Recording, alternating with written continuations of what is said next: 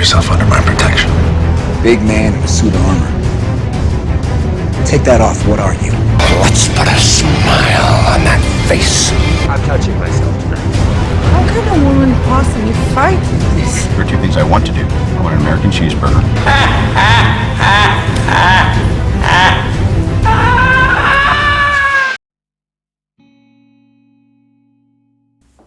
What's up, guys? Is here from the DC vs Marvel podcast, and this is another episode of Views from the Cave. And as you can see, I'm in the cave and these are my views. And today I wanted to talk to you guys a little bit about AMC and the situation that is going on there.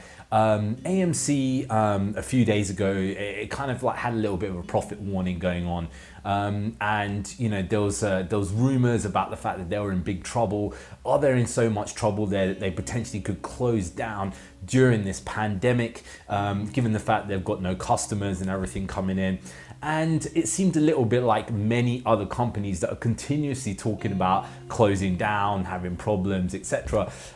So I kind of decided, right, let me have a look at this. Let me delve a little bit deeper into it, have a little bit more kind of knowledge about the business workings that are going on in AMC.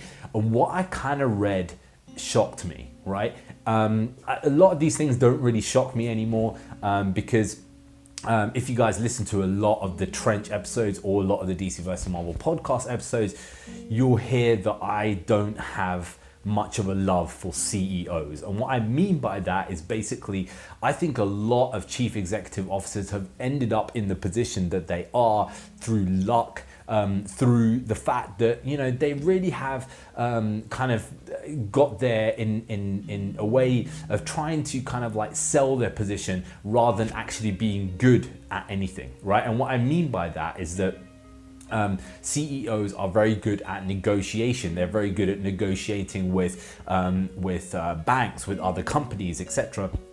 And it's that art of negotiating a deal with other companies, with banks, that is the thing that has put them in that position. It doesn't mean that they're great businessmen. It doesn't mean they're great businesswomen. It doesn't mean that they're great creative masters, right? They are just in that position there because of the fact that they are able to forward the company by producing this situation there where they can constantly get a cash flow, right? And that is no more evident in a company like AMC. Now, around the world, there are huge banks, right? And there was a big company called SoftBank, which is still going there now. And all these companies, what they're doing is they're looking for the next big thing. They're looking for that next big company that is going to create them a huge amount of money, the next Uber, etc. And what they're doing is they're trying to get look through all different portfolios, all different types of ideas that are coming, and they're trying to find that thing that is going to make them billions and billions of dollars, right?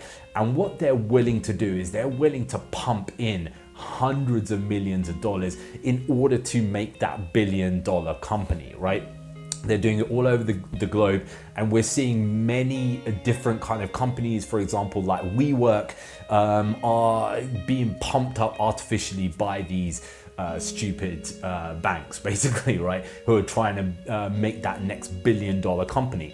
Now, the reason why I find that interesting, right, is that if you listen to business podcasts, and I spend quite a lot of time listening to them, they'll tell you that, say for example you or me, if we go to a bank or we try and get a loan for something, for like a small company or for a mortgage or something like that, it's quite tricky for us to get that, right? We have to show them, all of our statements. They go through everything with a fine-tooth comb, and it becomes very difficult for us to obtain that kind of money, right?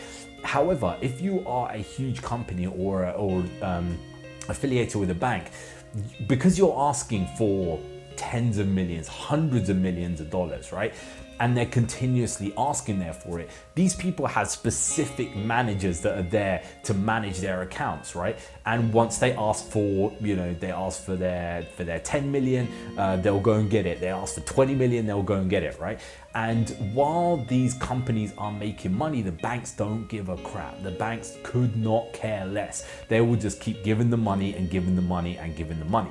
Unlike to you or me, because if we try that, it would be like, well, wait a second, this guy's not earning enough money. Why are we giving him 100 grand or 10 grand or whatever?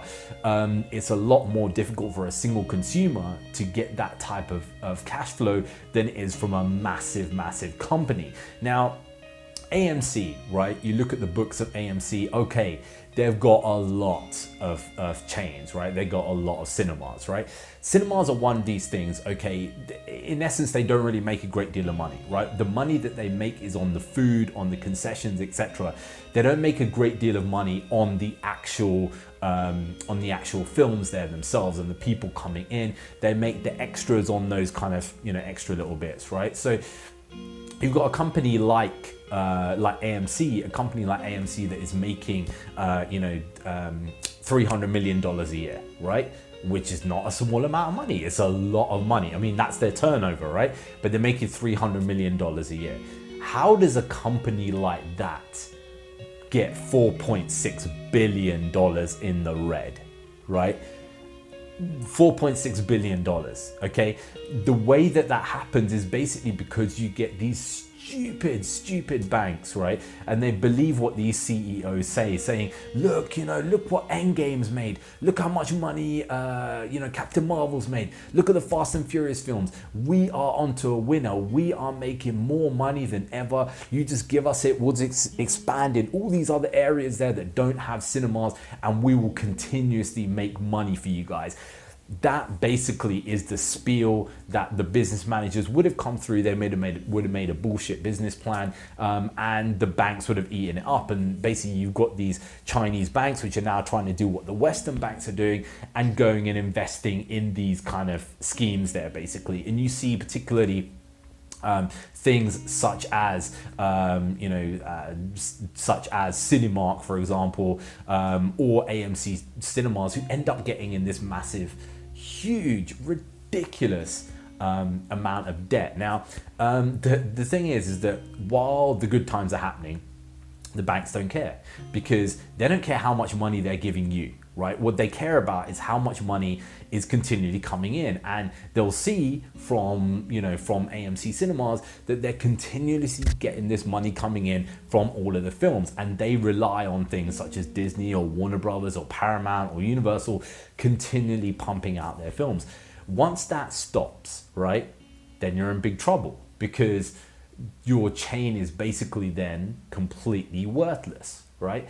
Now, the reason why I get so annoyed by this, and it really annoys the absolute hell out of me, right, is that these companies, okay, the way that they obtain this money in order to get this much in debt is not, you don't magically have a printing press, right, that prints money out, okay? Now, obviously, you've got governments doing that all the time now, and that is a huge issue. But the way that this money comes is it comes from you, it comes from me, it comes from the hardworking nurse, the hardworking, dustman, etc., etc. The people who are continuously working day after day, this is where the money comes from. You take that money, you put it in a current account, you put it in a savings account. That money is then taken by the bank and is given to bullshit companies like this. Bullshit companies like AMC. Garbage companies that are making $300 million a year but are managing to get $4.6 billion in debt because of the fact that their business managers will keep saying, look, just give us some more money, we'll expand, let's make our companies bigger and bigger, right? And we'll just keep getting customers in. It's perfectly fine, right? A situation like this happened on a much smaller scale in the UK with a dental company there called Finest Dental. And what this company did was basically they were getting tons of patients coming in, right? They got all these patients coming in all the time, all these treatments coming in, and cash flow coming in all the time. So because of that, it was extremely easy for them to go to the bank and say, do you know what? Give us more money. We're going to expand here. We're going to expand there. Look at this place. This place in, say, Manchester is making, this amount of money, right? We're going to go and take on their market, etc. And what happened after a while? They got in so much debt that they ended up collapsing. And this is basically what is happening to AMC. and it annoys the hell out of me that these CEOs are continuously doing this and are lauded as these great businessmen and businesswomen.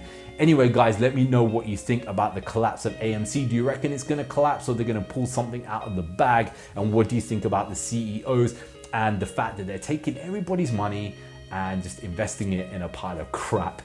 You can put some comments there down below, or you can email us on dcvsmarvelpodcast at gmail.com.